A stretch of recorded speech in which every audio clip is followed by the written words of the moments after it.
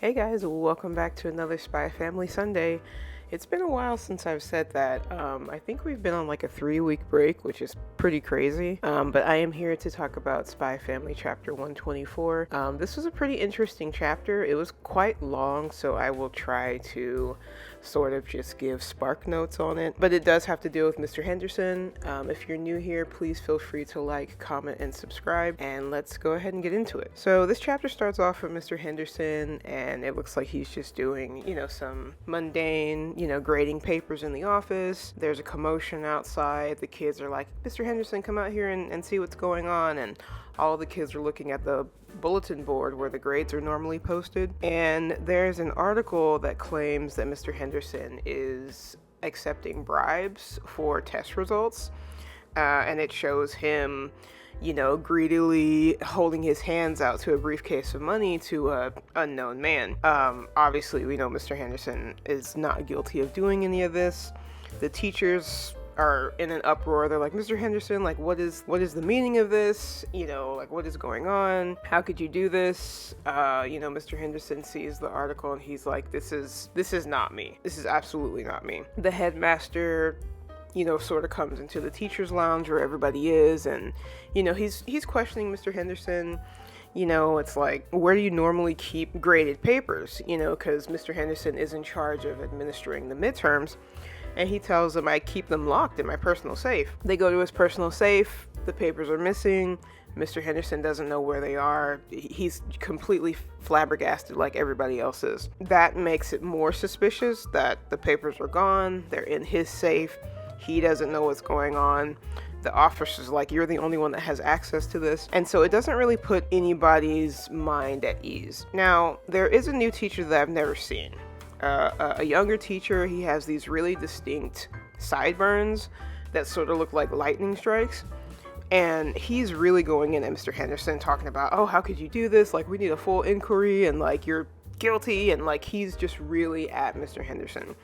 Some of the other teachers that have been there for a while are like, all right, dude, like, calm down. We need to investigate. And so the headmaster agrees to that. They're going to have a full inquiry into what's going on.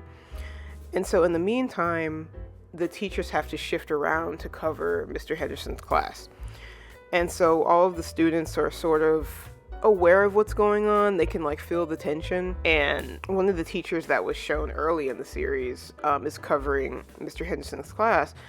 And then they get out of class and everybody's whispering and they're like, oh, Mr. Henderson, there's no way he would do this. Like, he's not a criminal. Of course, Becky, Anya, and Damien are in his class, so they're just as shocked as everybody else. But the other students have pretty much made up their mind about the situation, that he's guilty and he's a criminal, and that there's no way any of the kids in that class actually earned Stellas. They were just sold to them, which in my opinion is most likely something that does happen, considering we're dealing with people with a lot of money and elite status, but that's not what Mr. Henderson is doing.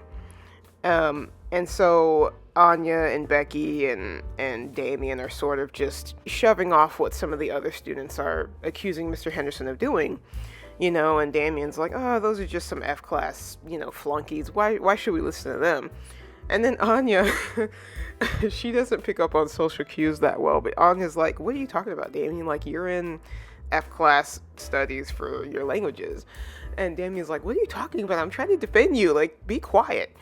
And so they sort of argue a little bit. They see George Gluman staring at the announcement board, and he's pretty much saying, like, there's no way Mr. Henderson is guilty of this. Like, there's just no way. And so, everybody else in the group agrees, and Anya suddenly, like, rips the flyer off the wall, and she's like, I'm gonna keep this to study. And Bill Watkins from a different class is with them, and he's like, yeah, let's go around the school and just tear all these flyers down. And so Anya comes home with the flyer, and she explains what's going on with Mr. Henderson to her father. And she's like, is Mr. Henderson a criminal? And she looks really sincere when she says that. And, Lloyd is sort of like, what do you think is going on? And Anya just says, well, I mean, I would have to ask him. I want to ask him to see what's going on. And of course, in her mind, she's thinking like, and then I want to read his mind to find out if he's telling the truth. And Lloyd tells her that that's a good idea, and he pats her on the head. And he's thinking, I wouldn't worry about like the Ministry of Education, you know, because this would be like a major thing, and so it would just basically make the mission even harder if teachers were starting to engage in shady deals like that. Now, the only thing that makes this weird for me is the fact that Twilight is looking at the news article with a pair of binoculars, and he's very suspicious of Mr. Henderson, and he's like, it's entirely possible that this allegation is true. And I'm not sure why Twilight is making this assumption just based on how Mr. Henderson's face looks. His face looks a little bit flustered, like he's excited about this, but to just assume that this allegation could be true is just really weird for him without doing a full investigation. And even Anya's taken aback by it. She's going to her room and she looks kind of stunned that her dad is just making this wild assumption. And so we cut back to the school and it's announced that Mr. Henderson is just quitting. Like, he's quitting and they're going to be getting new teachers to take over his classes. And so Mr. Henderson is sort of having a disagreement with one of the other teachers that looks up to him, and the other teacher's like, you can't just leave. I mean, the students love you, the students are depending on you, like the inquiry is not even fully done yet and you're deciding to leave. And Mr. Henderson is like, I have fulfilled my role here at the academy, and that it was an honor to, you know, teach the next generation of students. And he already has his stuff packed up in his briefcase and he's out the door. And then he runs into Mrs. Slong, and I guess she was waiting for him to come out. You know, she's like, as an educator, are you really satisfied with leaving like this? I mean, there are still students here that are very impressionable. Like, is this what you want to leave them with? And, you know, Mr. Henderson is very, you know, he's very astute in his proclamation that, you know, that he's done. And she's like, you know, your age is starting to show if this is enough to make you run away. And we get this really beautiful panel of Mr. Henderson, and I wouldn't say he looks sad, but he just looks like at peace. And he tells her honestly that, you know, I've been here a long time, and to be honest, I've grown weary. She doesn't say anything to that, you know. He's just like, I feel like it's the right time to go. And before he leaves, she brands him with a Tanitra's bolt, because she feels like all of this is very inelegant and that he at least needs to say goodbye to his students. And so then we cut to the students, and all of them are like crying and saying, Mr. Henderson, like, we don't want you to go, like, please stay. And, you know, he's telling them like, oh, you have nothing to worry about. There are plenty of teachers here that will do a great job in filling in for me. You know, Anya's reading his mind, and he's not lying about it. He's like, I would be lying if I said I didn't have any regrets as a teacher throughout my time here, but I'm innocent, and, you know, I have nothing to do with what is going on, but he truly feels like it's his time to go, you know. And Anya's like, Mr. Henderson hasn't done anything wrong. Becky's sort of suspicious about that, and she's like, what, just based on what he said? The other teacher that really looks up to Mr. Henderson is reassuring the students that the substitutes that are going to be filling in for him will be great. And so Mr. Henderson is leaving, and then he hears Martha calling for him over his shoulder, and she's like, Henry, I'll drive you. And Mr. Henderson is sort of peeking back, and he's like, was this Miss Slong's idea? Like, what is she trying to do here? And so I'm assuming that they leave together, and the teacher's like, okay, students, it's time for us to get back to class. And he's trying to lead them away, and the new girl that Anya's been associated with in her new classes, Connie, she picks up on the smell, and she's like, that's my holy water blend. And Damien is like, huh? And then we get a panel of that teacher with the weird sideburns, and he's like looming over Connie. And he's like, all right, students, it's time to get back to class. And when they were in the back building of the school, like, she threw all of her concoctions at the spirit, and one of them was holy water. And so she recognizes the smell, and she's like, a ghost, that teacher, he's the spirit from the old schoolhouse. And Anya's like, what? Damien is like, what the heck are you talking about? And Anya starts to read his mind, and he's like glee about the fact that he got rid of Mr. Henderson. He's like, finally, I got rid of this guy. It wasn't as hard as I thought it was going to be. I didn't even have to do anything with the article, but he's out of my way. And so Anya's like, oh my God, like, this guy is the criminal. And Becky's looking at them. She's like, what's going on with you two? And Connie's thinking to herself, it's the ghost. And Anya's thinking to herself, it's the criminal.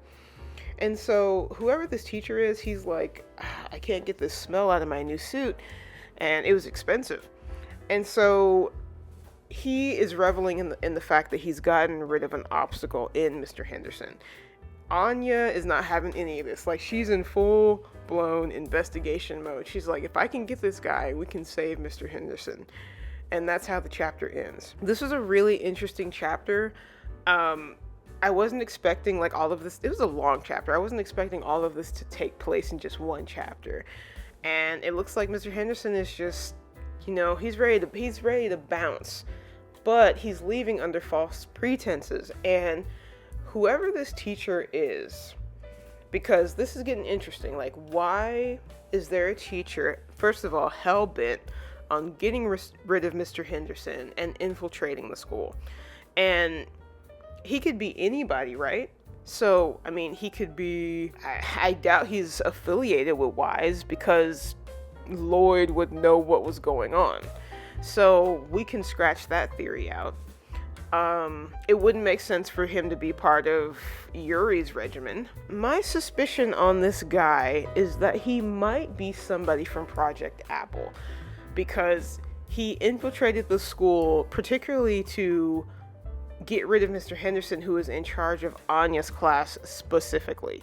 So if this guy does work for Project Apple, he's gotten Henderson out of the way, and now he can be closer to Anya to like observe her, maybe. Like, I have no idea, but that's my top theory, is that he's from Project Apple, infiltrating the school so that he can get and so that he can get better eyes on Anya and track her powers, or the progression of her powers, or something in that vein. So it's getting interesting. Like, this could be a very, very, very interesting arc if Endo Sensei plays his cards right. But that's my theory. Let me know what you guys thought about it in the comments. And until next time, remember to be awesome and stay true.